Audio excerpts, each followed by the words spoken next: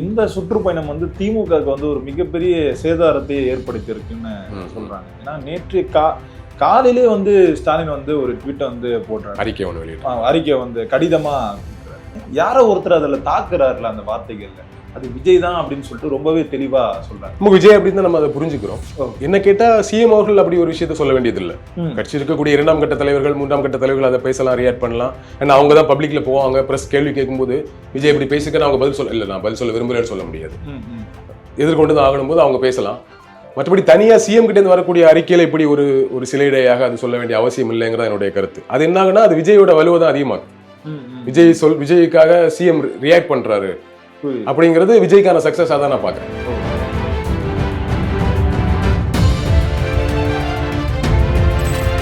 அந்த சுற்றுப்பயணம் வந்து பண்றாங்க, ஒரு சைட்ல இருந்து ஆம்புலன்ஸ் வந்து வருது, மைக் வந்து சரியா கேட்க மாட்டேங்குது, கரண்ட்டை கட் பண்றாங்க.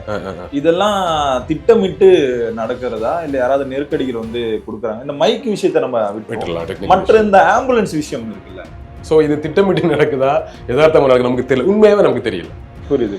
உண்மையா அதை தெரியாத விஷயத்துக்கு நம்ம வந்து கருத்து சொல்றது எப்படின்னு தெரியல. நம்ம தெரியாத ஒரு விஷயத்த இல்ல இது ஆளுங்கட்சி தான் என்ன ஆம்புலன்ஸ் அனுப்புறாங்க நம்ம சொல்ல முடியாது, அல்லது இல்ல அது யதார்த்தமா தான் வருது அப்படிங்கறத நமக்கு சொல்ல முடியாது. ஏன்னா நமக்கு அது தெரியாது. என்ன கேட்டா இந்த உண்மையாவே திட்டமிட்டு தான் செய்யறாங்கன்னு வச்சுக்கோங்களேன். இந்த இடரெல்லாம் தாண்டி தாங்க பாலிடிக்ஸ் பண்ணணும். புரியுது. எடப்பாடி அளவுக்கு எல்லாம் டென்ஷன் ஆக வேண்டியது இல்ல. விஜய் நேத்து அதை எளிமையா கடந்து போனார்ல. இன்னொன்று இவ்வளவு பெரிய கூட்டத்துக்கு நடுவுல அங்க ஒரு ஆம்புலன்ஸை விட்டு என்ன பண்ண முடியும்?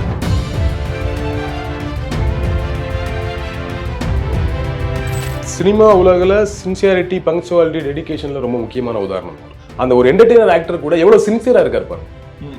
நடனமே ஆட தெரியாத ஒரு மனிதர் நடனம்னாலே விஜய் அப்படிங்கிற ஒரு இடத்தை கொண்டு வந்தார். உழைப்பு. பங்க்சுவல்னா அதான் பங்க்சுவல்.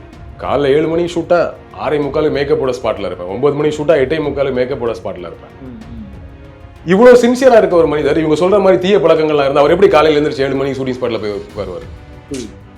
அவர் எப்படி உடம்பு எந்த அளவுக்கு மெயின்டைன் பண்றாரு? மற்ற நடிகர்கள்லாம் பாக்குறோம்ல, குடிச்சு போட்டு கண்ணா பின்னான்னு சுத்துறவங்க எல்லாம் உடல் எல்லாம் என்னென்னவோ உருவத்துல பாக்குறோம்ல. எப்படி அவர் இவ்வளவு தூரம் ஹெல்த்தை மெயின்டைன் பண்றாரு? எப்படி ரொம்ப சின்சியரா வேலைக்கு போக முடியுது? எப்படி வருஷத்துல எந்த இதுவுமே இல்லாம தொய்வே இல்லாம தொடர்ந்து படம் நடிச்சுட்டு இருக்காரு? ஒரு படம் ரிலீஸ் ஆகிற முன்னாடி அடுத்த படம் நடிச்சிருவாரு. இதெல்லாம் வந்து இவங்க சொல்லக்கூடிய கேட்டகரியில இருக்க ஒரு நபரால பண்ண முடியுமா?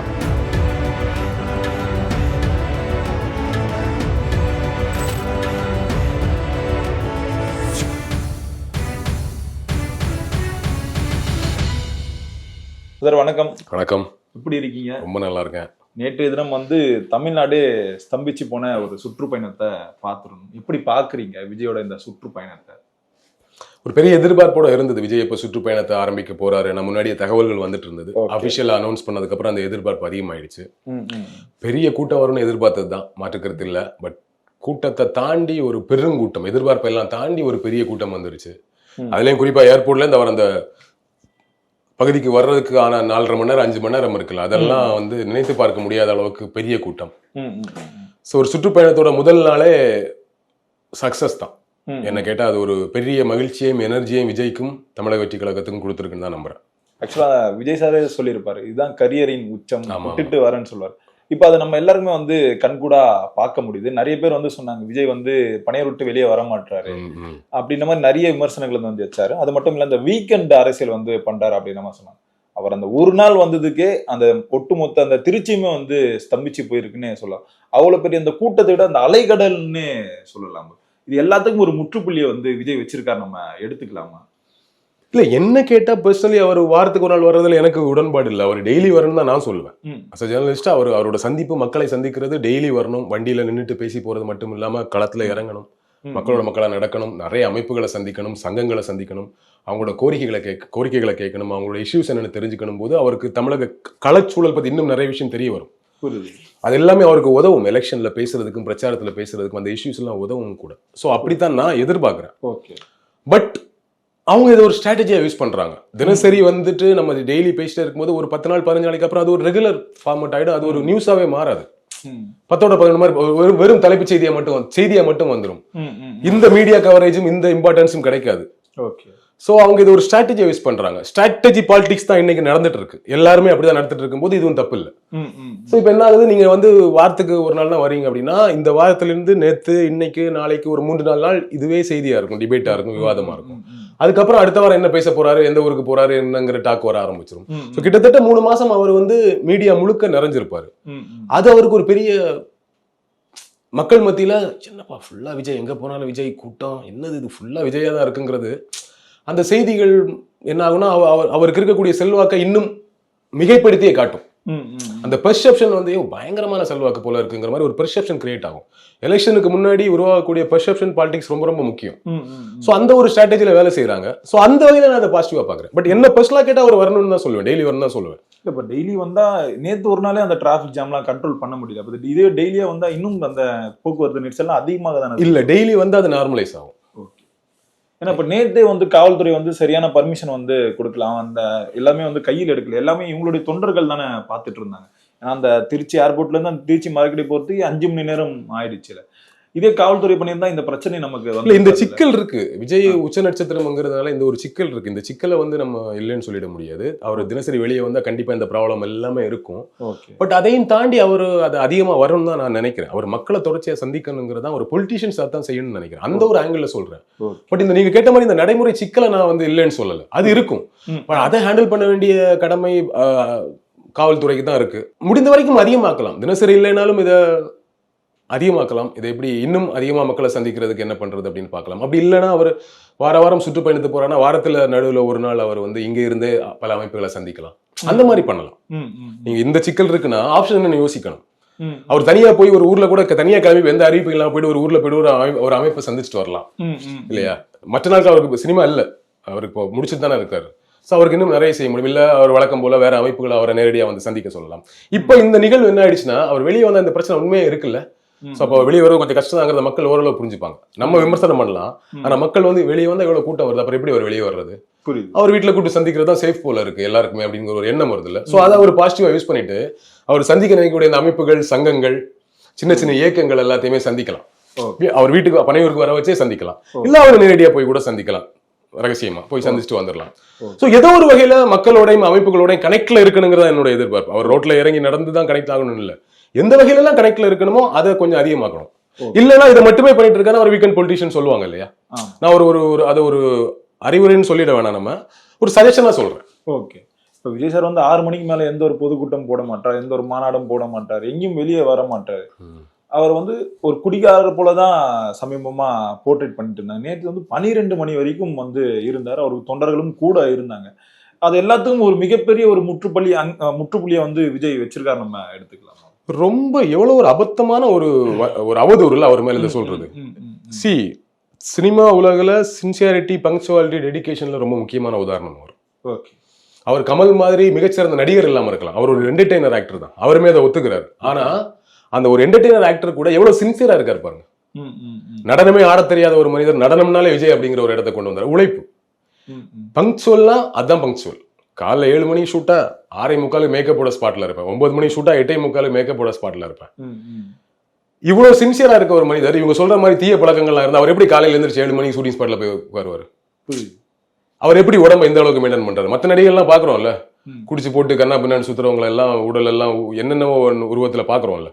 எப்படி அவர் இவ்வளவு தூரம் ஹெல்த்தை மெயின்டைன் பண்றாரு? எப்படி ரொம்ப சின்சியரா வேலைக்கு போக முடியுது?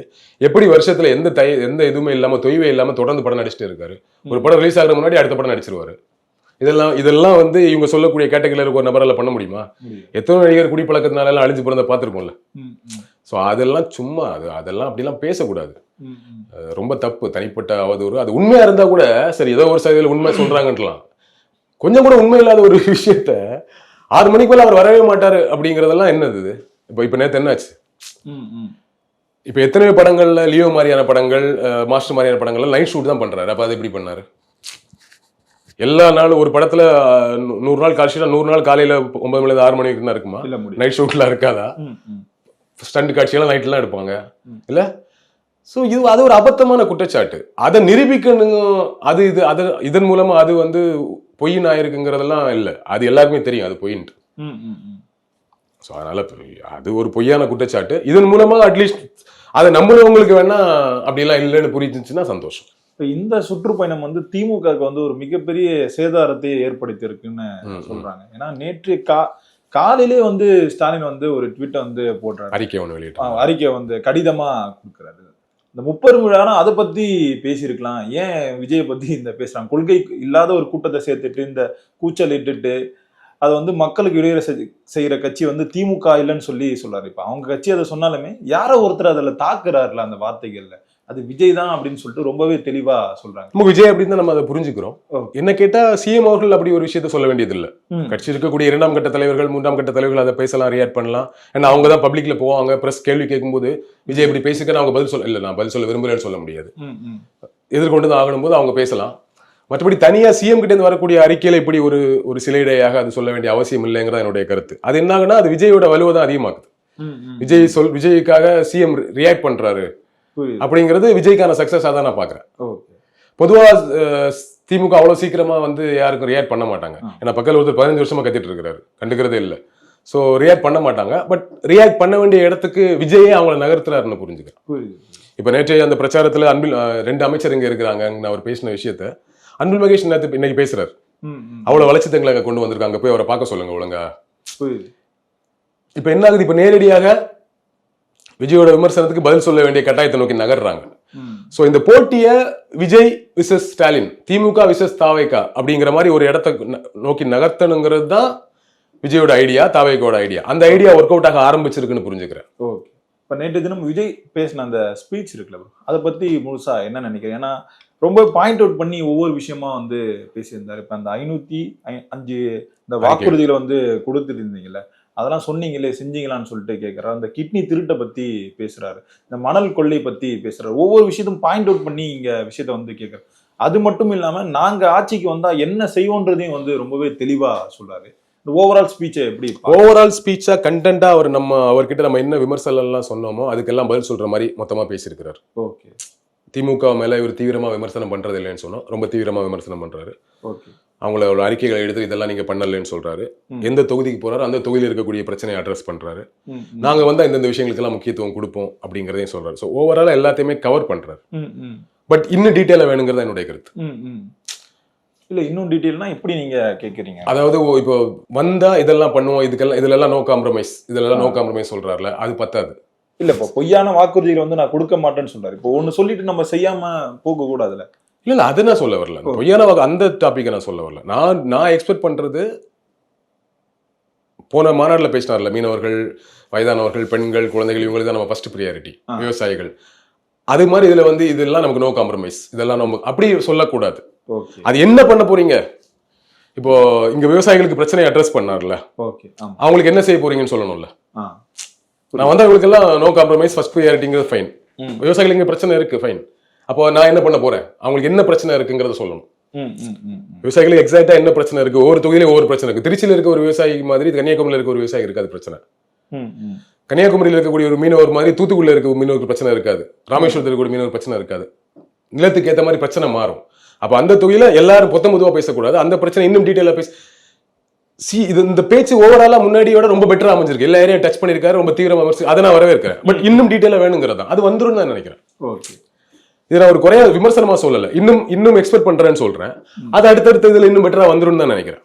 இவ்வளவு பெரிய அந்த சுற்றுப்பயணம் வந்து பண்றாங்க, ஒரு சைட்ல இருந்து ஆம்புலன்ஸ் வந்து வருது, மைக் வந்து சரியா கேட்க மாட்டேங்குது, கரண்ட்டை கட் பண்றாங்க. இதெல்லாம் திட்டமிட்டு நடக்கிறதா இல்ல யாராவது நெருக்கடிகள் வந்து கொடுக்குறாங்க? இந்த மைக் விஷயத்த நம்ம விட்டுறலாம். மற்ற இந்த ஆம்புலன்ஸ் விஷயம் இருக்குல்ல, அது வந்து நம்ம எதிர்ச்சியா நடக்குதுன்னு சொல்ல முடியும். ஏன்னா எடப்பாடி பழனிசாமி அவர்களே தொடர்ந்து சொல்லிட்டு இருந்தார், எங்கெங்கெல்லாம் என்னுடைய அந்த சுற்றுப்பயணம் நடக்குது அங்கெங்கெல்லாம் ஒரு ஆம்புலன்ஸ் வந்து வருதுன்ட்டு. கரெக்டா மைய போன வாட்டி கமல் சாருக்கு இதுலயுமே நடந்திருக்கு, இது மாதிரிலாம் பிரச்சார டைம்ல நடந்திருக்கு. இது வந்து அப்ப யார் ஆட்சினா அதிமுக ஆட்சி தான் இருந்தது. சோ இது திட்டமிட்டு நடக்குதா யதார்த்தமா நடக்குது நமக்கு தெரியல, உண்மையாவே நமக்கு தெரியல. புரியுது. உண்மையா அதை தெரியாத விஷயத்துக்கு நம்ம வந்து கருத்து சொல்றது எப்படின்னு தெரியல. நம்ம தெரியாத ஒரு விஷயத்த இல்ல இது ஆளுங்கட்சி தான் வேணும் ஆம்புலன்ஸ் போறாங்க நம்ம சொல்ல முடியாது, அல்லது இல்ல அது யதார்த்தமா தான் வருது அப்படிங்கறத நமக்கு சொல்ல முடியாது. ஏன்னா நமக்கு அது தெரியாது. என்ன கேட்டா இந்த உண்மையாவே திட்டமிட்டு தான் செய்யறாங்கன்னு வச்சுக்கோங்களேன். இந்த இடரெல்லாம் தாண்டி தாங்க பாலிடிக்ஸ் பண்ணணும். புரியுது. எடப்பாடி அளவுக்கு எல்லாம் டென்ஷன் ஆக வேண்டியது இல்ல. விஜய் நேத்து அதை எளிமையா கடந்து போனார்ல. இன்னொன்று இவ்வளவு பெரிய கூட்டத்துக்கு நடுவுல அங்க ஒரு ஆம்புலன்ஸை விட்டு என்ன பண்ண முடியும்? என்னன்னா கையில மைக் வரும்போது ஆம்புலன்ஸ் வருது. அதான் சொல்றேன், இந்த ஆம்புலன்ஸ் அது என்ன அந்த கடந்து போற தூரத்துல என்ன நிகழ்ந்துடும்? புரியுது. அந்த 2 நிமிஷம் ஆம்புலன்ஸ் கடந்து போனதுக்கு அப்புறம் பேசிட்டா போச்சு. ஓகே. என்ன பெரிய அந்த நிகழ்ச்சியை ஒட்டுமொத்தமா தடை பண்ணிட முடியுமா அப்படின்னா முடியாது. அப்ப அப்படி தடை ஒரு ஆம்புலன்ஸ் அனுப்பி நிகழ்ச்சியை தடை பண்ண முடியுமா? முடியாது இல்ல. அப்புறம் ஒரு ஆம்புலன்ஸ் அனுப்பணும். தடை பண்ணணும்னா நீங்க அங்க என்ன வேணா பண்ணலாமே. புரியுது. இவர் அங்க விஜய் அங்க பேசவே கூடாது அப்படின்னா என்ன வேணா பண்ணலாம் இல்லையா? சோ அதனால எனக்கு அதுல பெரிய நம்பிக்கை இல்லை. இது அரசு செய்வாங்க அப்படிங்கிற விஷயத்துல எனக்கு பெரிய நம்பிக்கை இல்லை. தெரியல, நிஜமாவே தெரியாத விஷயத்துக்கு நம்ம என்ன கருத்து சொல்றது. அதே மாதிரி அரியலூர்ல வந்து ரொம்பவே எமோஷனலா விஜய் பேசியிருந்தேன். நான் ஏதோ காசுக்காக அரசியலுக்கு வரேன்னு சொல்லி இந்த விமர்சனத்தை வச்சதை வந்து பார்த்துட்டு நான் நிறைய காசு சம்பாதிச்சிட்டேங்க, இதுக்கப்புறம் நான் என்ன பண்ண போறேன், இது மக்களுக்கு நான் ஏதாவது செய்யணும்னு தான் இந்த பாலிடிக்ஸ்குள்ளேயே வரேன்னு வந்து சொல்றாரு. அந்த விஜயகாந்த் பாணியில வந்து விஜய் பேசுறாரு, நம்ம அதை எடுத்துக்கலாம். விஜய்க்கு வந்து கண்டிப்பா காசு தேவையில்ல, அவர் சொல்றது உண்மை. ஓகே. காசு தேவைன்னா அவர் எதுக்கு அரசியலுக்கு வரணும்? அவர் படமே நடிச்சுட்டு போலாமே. நீங்க ஒரு படத்தை வாங்குற 200 கோடியை மட்டும் பேசுறீங்க. 200 கோடி இல்ல அது. அந்த 200 கோடி நீங்க ஒரு பிசினஸ் இன்வெஸ்ட் பண்ணா அது எத்தனாயிரம் கோடி நீங்க யோசிச்சு பாருங்க. நம்ம கிட்ட 1 கோடி ரூபாய் கொடுத்தா ஒரு பிசினஸ் வச்சு எவ்வளவு கனவு வச்சிருக்கோம்ல. அப்ப ஒவ்வொரு வருஷம் 200 கோடி கிடைக்கக்கூடிய ஒரு நபர் அதுல 100 கோடி எடுத்து பிசினஸ் இன்வெஸ்ட் பண்ணீங்கன்னா அது எவ்வளவு பெரிய பிசினஸா யோசிச்சு பாருங்க, இல்ல சொத்துக்களா யோசிச்சு பாருங்க. 200 கோடி இல்ல அது வேல்யூ, அது வெறும் பணம் கிடையாது. 200 கோடி இன்னைக்கு ஒரு பிசினஸ்ல இன்வெஸ்ட் பண்றாரு, ஒரு லேண்ட்ல இன்வெஸ்ட் பண்றாரு. எந்த பிசினஸ் இன்வெஸ்ட் பண்ணாலும் 10 வருஷத்துக்கு அப்புறம் அதோட வேல்யூ நீங்க யோசிச்சு பாருங்க இல்லையா? சோ அப்ப அதெல்லாம் விட்டுட்டு வராரு அவரு. சோ அதனால அவர் காசு தான் தேவை அப்படின்னா அவர் அதே நடிச்சுட்டு போலாம். இங்க வந்து என்ன காசு சம்பாதிச்சிட முடியும்? நீங்க அரசியல் வந்து என்ன காசு சம்பாதிக்க முடியும்? நம்ம என்ன நினைச்சோம், அரசியலுக்கு வந்து நீங்க எம்எல்ஏனா, எம்பியானா, முதலமைச்சரானா, மினிஸ்டரானா இங்க வந்து ஊழல் பண்றாங்க, நம்ம ஒரு கருத்துருவாக்கம் செஞ்சு வச்சிருக்கிறோம். அதற்கே ஒரு பெரிய காலம் தேவைப்படுமே. உண்மையில அவருக்கு அதுதான் நோக்கமா இருந்தா. சோ அதனால அவரு அதை ஒரு விமர்சனமாக சொல்லுகிறவர்களுக்கு அதை ஒரு பதிலா சொல்றாரு. என்ன பொறுத்த வரைக்கும் அப்படி ஒன்னும் அபிப்பிராயம், அப்படி ஒரு இமேஜ் விஜய் மேல இல்ல. காசுக்காக வராரு அப்படிங்கிற மாதிரி இமேஜ் எல்லாம் இல்ல. கமல் சார் வரும்போது கூட சொன்னாங்க, இது படங்கள் குறைஞ்சிருச்சு, அவர் காசுக்காக வரான்ட்டு. நான் அப்பவே சொன்னேன், அவர் காசுக்காக வர வேண்டியது கிடையாது. அவருக்கு படம் என்னைக்குமே குறையாது. ஏன்னா அவரே டைரக்டர், அவரே ப்ரொடியூசர். அவர் எப்ப நினைச்சாலும் ஒரு படத்தை ரிலீஸ் பண்ணி ஹிட் பண்ணிட முடியும். அவர் நடிக்க வேணாமா? அவர் எவ்வளவு பெரிய ஹீரோ கூப்பிட்டு நடிக்க சொன்னாலும் நடிப்பாங்க. அமீர் கான் கூப்பிட்டு நடிக்க சொன்னாலும் நடிப்பாங்க, ஷாருக் கான் கூப்பிட்டு நடிக்க சொன்னாலும் நடிப்பாங்க, ரஜினிகாந்த் கூப்பிட்டு நடிக்க சொன்னாலும் நடிப்பாரு இல்லையா? அவர் டைரக்ட் பண்ணலாம், டைரக்ட் பண்ண வேணாமா? ப்ரொடியூஸ் பண்ணலாம். அவருக்கு பணம் சம்பாதிப்பதற்கு அவர் மாதிரி வாய்ப்பு தமிழ் துறையில் வேற யாருக்குமே கிடையாது. அவர் ப்ரொடியூஸ் பண்ணலாம், தனியா டைரக்ட் பண்ணி சம்பாதிக்கலாம், நடிச்சு சம்பாதிக்கலாம், டிஸ்ட்ரிபியூட் பண்ணலாம், எல்லாமே அவர் பண்ண முடியும். அதனால அவரும் பணத்துக்கு வரல, விஜயும் பணத்துக்கு வரல. ஒரு ஒரு நோக்கத்தின் பேர்ல வராங்க. அந்த நோக்கம் எவ்வளவு உயர்ந்தது, எவ்வளவு தீவிரமா இருக்காங்கிறது அவங்களோட செயல்பாடுக்கு அப்புறம் தான் நமக்கு தெரியும். அவர்கள் சொல்லக்கூடிய நோக்கம் என்பது நான் பணத்துக்காக வரல, நான் மக்களுக்கு ஏதாவது பண்ணணுக்காக வரேன் அப்படிங்கிறது வராங்கன்னா நம்ம அதை ரிசீவ் பண்ணணும். ஃபர்ஸ்ட் நம்ம ரிசீவ் பண்றதுக்கு முன்னாடியே உட்காந்து இல்ல அப்படின்னு நம்ம வந்து முட்டுக்கட்டை போடக்கூடாது. ஸோ வரீங்களா, வாங்க செயல்படுங்க, பாக்குறோம். உங்க செயல்பாடு உண்மையாவே மக்கள் மீது அக்கறையா இருக்குன்னா உங்களுக்கு வாக்களிக்கிறோம். ஆட்சிக்கு வாங்க, ஆட்சிக்கு வந்தீங்கன்னா நல்லது செய்யுங்க. ஸோ எங்களுக்கு தெரிஞ்சிடும், ப்ரூவ் பண்ணுங்கிறது தான் இல்லையா? ஸோ இதைத்தான் நம்ம செய்யணும். இதான் ஒரு ப்ராசஸ். இது காலப்போக்கில் நடக்கும். ஒரு ஆட்சிக்கு வந்து உட்கார்றதற்கும் ஒரு செயல்பாடுகள், அடுத்தடுத்த வளர்ச்சி, கூட்டணி, எலெக்ஷன் ரிசல்ட் எல்லாம் தாண்டி தான் அதை நோக்கி நகர முடியும். அவ்வளவு காலம் தொடர்ந்து காலத்துல இருப்பாரா, செயல்படுவாராங்கலாம் இருக்கு. சோ இந்த அனுமதியை கொடுக்காம வரும்போதே அவர் காசுக்காக வராரு, வரும்போதே அவர் இவங்களோட பி டீம், அவங்களோட சி டீம், அவங்கதான் பின்னாடி தேய்க்கிறாங்கிறத நமக்கு தெரியாது இல்ல. நான் முன்னாடி எப்படி அந்த ஆம்புலன்ஸ் விஷயம் தெரியாதுன்னு சொல்றேனோ அது மாதிரி நமக்கு இது தெரியாது. அப்ப தெரியாத விஷயத்த ஒருத்தர் மேல அபாண்டமா பழி சுமத்தக்கூடாது. உண்மையாகவே காசுக்காக தான் வராரு அப்படின்னா, இல்ல உண்மையாகவே யாரோ சொல்லிதான் வராரு இயக்குறாங்கன்னா தெரிஞ்சிடும் ஆட்டோமேட்டிக்கா. எவ்வளவு நாளைக்கு மறைச்சு வைக்க முடியும்? சாயம் வெளுத்துரும்ல. அப்ப வெயிட் பண்ணுவோம். அந்த தாவக்கோட இந்த சுற்றுப்பயணம் குறித்து சீமான் கிட்ட கேட்கறாங்க. ஒரு நடிகர் வந்தா இந்த கூட்டம் வந்து கூடதான் செய்யும், ஏன் அஜித்குமார் வந்தா இதை விட அதிகமா கூடும் வந்து சொல்றாரு. எப்படி பாக்குறீங்க? அவர் அப்படிதான் சொல்லுவாரு. அவர் கருத்தை நம்ம ரொம்ப சீரியஸா எடுத்துக்க வேணாம். ஏன்னா விஜய் சீரியஸா எடுத்துக்கிறது இல்ல. விஜய் கட்சிக்காரங்களே விஜய் தான் சீரியஸா எடுத்துக்க பார்த்தா விஜய் கட்சியில கூட யாரும் சீரியஸா எடுத்துக்கிறது இல்ல. அதனால நம்மளும் சீரியஸா எடுத்துக்க வேண்டியது இல்லை. பெருசா ஒரு மன சஞ்சலத்துல இருக்காரு, டிப்ரெஷன்ல இருக்காரு, விஜய்னால ஸ்ட்ரெஸ்ல இருக்கிறாரு. அதோட வெளிப்பாடா அவர் அடிக்கடி பிரஸ் மீட் வர கொடுப்பாரா, டெய்லி விஜய் பத்தி கேட்டுறாங்க. அவரையும் குத்தம் சொல்றதுக்கு இல்ல, டெய்லி போட்டு ஏதாச்சும் ஒரு விஜய் பத்தி கேள்வியை கேட்டுறது, அவர் அதுக்கு பதில் சொல்றாரு. போதாத குறைக்கும் மேடையிலையும் பேசுறாரு. அவரு 10 நிமிஷம் தான் இவங்க பெர்மிஷன் கேட்டிருக்காங்க, போலீஸ் 5 நிமிஷம் எக்ஸ்ட்ரா கொடுத்து பேச சொன்னாங்கலாம் சொல்றாரு. அதெல்லாம் தேவையில்ல. சீமானுடைய நோக்கம் விஜய் எதிர்ப்பதா? விஜய் உங்களுக்கு போட்டியே கிடையாது, நீங்க சிஎம் ஆகணும் தானே போட்டி போடுறீங்க. அப்ப நீங்க வந்து ஸ்டாலின் அவரை தானே எதிர்க்கணும், வழக்கம் போல. அதை வழக்கமா தானே செய்வீங்க. அதை விட்டுட்டு எதுக்கு விஜய் எதுக்குறீங்க அப்படிங்கிறது என்னுடைய கேள்வி. பட் அவரு அப்படித்தான், அவரு ஒண்ணு செய்வாரு, நம்ம அதை பெருசா சீரியஸா எடுத்துக்க வேணாம். விஜய் சீரியஸா எடுத்துக்காத போது நம்ம இதுக்கு சீரியஸா எடுத்துக்கணும். இப்ப அதே மாதிரி திருமாவளவன் அவர்களும் வந்து சொல்லியிருக்காருல்ல bro. இந்த கூட்டம் வந்து எந்த ஒரு ஆட்சி மாற்றத்தையும் வந்து ஏற்படுத்தாது அப்படின்னு சொல்லியிருக்காரு. இது எப்படி பாக்குறீங்க? ஆட்சி மாற்றத்தை ஏற்படுத்தாதுன்னு சொல்றாரு, ஓகேவா? இம்பாக்டை கிரியேட் பண்ணாதுன்னு சொல்லல. ஆட்சி ஒரு கூட்டத்தை வைத்து இந்த ஒரு ஆட்சி மாற்றமே நிகழுமானா அதுல எல்லாருக்குமே டவுட் இருக்கு. கூட்டம்லாம் வருது, இதுல உண்மையாவே ஓட்டும் கிடைக்கும். ஆனா அது முதலமைச்சர் ஆகுவதற்கு இந்த எலெக்ஷன்லயே முதலமைச்சர் ஆகிற அளவுக்கு இந்த கூட்டத்தால சாதிக்க முடியுமா நமக்கு ஒரு கேள்வி இருக்குல்ல. அந்த ஒரு பாயிண்ட் தான் அவர் சொல்றாதா நான் பாக்குறேன். இல்ல பொதுவாகவே நடிகர்கள் வரும்போது கூட்டம் பெருசா வரும், இந்த கூட்டம்லாம் ஓட்டா மாறாது அப்படின்னு சொல்லுவாங்க. பட் விஜயோட கூடுதல் அட்வான்டேஜ் மற்ற நடிகர்களுக்கெல்லாம் இல்லாத அட்வான்டேஜ் என்னன்னா, அவர் சொன்ன மாதிரி நிஜமாவே ரொம்ப புகழின் உச்சத்துல இருக்கும்போது வராரு. அவருடைய ரசிகர்கள் ரொம்ப ஆக்டிவா இருக்கிறாங்க, ஓட்டு போட தயாரா இருக்கிறாங்க, ஓகேவா? ஸோ யங்ஸ்டர்ஸ்ல நீங்க ஒரு 18 வயசுல இருந்து ஆரம்பிச்சு 40-45 வயசு வரைக்கும் அவரோட ஃபேன்ஸ் இருக்காங்க. நீங்க வெறுமனே 18-25 பேசிட்டு இருக்கீங்க. 80s கிட்ஸ் எல்லாம் ஒரு ஃபேன்ஸ் தான். 80s கிட்ஸ் வளரும் போதே அவங்க 80s கிட்ஸ் எல்லாம் விஜய் வரும்போது 90s நடிச்சிட்டு இருக்கும்போது அவங்க டீனேஜ். இவர் படத்தை பார்த்து அவங்க எல்லாம் லவ் பண்ணவே ஆரம்பிக்கிறாங்க. சீரியஸா 80களின் துவக்கத்தில் பிறந்தவங்க, 90களில் பிறந்தவங்க எல்லாம் அவங்க வளர்ந்து வரும்போது பாத்தீங்கன்னா அவன் குழந்தையா இருக்கும் போதே விஜய் தான். 90ல பிறந்தவனுக்கு 92 வயசு 3 வயசு 4 வயசு 5 வயசு இருக்கும்போது விஜய் தான் முக்கியமான ஹீரோ, யங் ஹீரோ. அவன் விஜய் பார்த்தே வளர்றான். அடுத்த ஜெனரேஷன் பாத்தீங்கன்னா இப்ப 2000ல பிறந்தவங்க இன்னைக்கு என்ன 25 வயசு அவனுக்கு. 2000ல பிறந்தவங்க பாத்தீங்கன்னா அவனுக்கு விவரம் வரும்போது விஜய் நம்பர் 1 டாப். அப்ப நீங்க இந்த ஒரு 3-4 தலைமுறையா நீங்க பாக்கணும். அவங்க எல்லாருமே விஜயோட உச்சத்தை பார்த்துட்டே வளர்ந்துருக்காங்க. சோ நீங்க ரொம்ப டேஞ்சர் வந்து 18 வயசு 25 வயசு கிடையாது. 35 வயசு 45 வயசு இருக்கிற விஜய் ஃபேன்ஸ் தான் ரொம்ப டேஞ்சர். அவன் தான் உறுதியா ஓட்டு போடுவான். இவங்க அந்த ஏரியாவே மிஸ் பண்றாங்க மற்றவங்க எல்லாரும். 35 வயசு முதல் 45 வயது வரை இருக்கக்கூடிய விஜயோட ரசிகர்கள் இந்த வரை ரொம்ப சீரியஸா இருப்பாங்க. அதுலயும் குறிப்பாக அந்த ஏஜ் இருக்கக்கூடிய பெண்கள். அந்த பெண்கள் எல்லாமே இண்டிபெண்டன்ட். 80களுக்கு அப்புறம் தான் பெண்கள் படிக்க ஆரம்பிக்கிறாங்க, 90களுக்கு படிக்க. அந்த பெண்கள் எல்லாம் 30 வயசுல இருந்து 45 வயசு வரைக்கூடிய பெண்கள் எல்லாருமே சொந்தமா வேலைக்கு போறவங்க, சம்பாதிக்கிறவங்க. கணவன் சொல்ற கட்சி ஓட்டு போட வேண்டிய அவசியம் கிடையாது, அப்பா சொல்லக்கூடிய கட்சிக்கு ஓட்டு போட வேண்டிய அவசியம் கிடையாது. போயாண்டுருவாங்க ஒண்ணு. இன்னொன்னு அப்படியே சரின்னு சொல்லி அவங்க போய் விஜய் ஓட்டு போட்டு வந்துருவாங்க. உங்களுடைய மனைவி உங்களுக்கு தெரியாமலே விஜய் ஓட்டு போட்டு வந்துருவாங்க.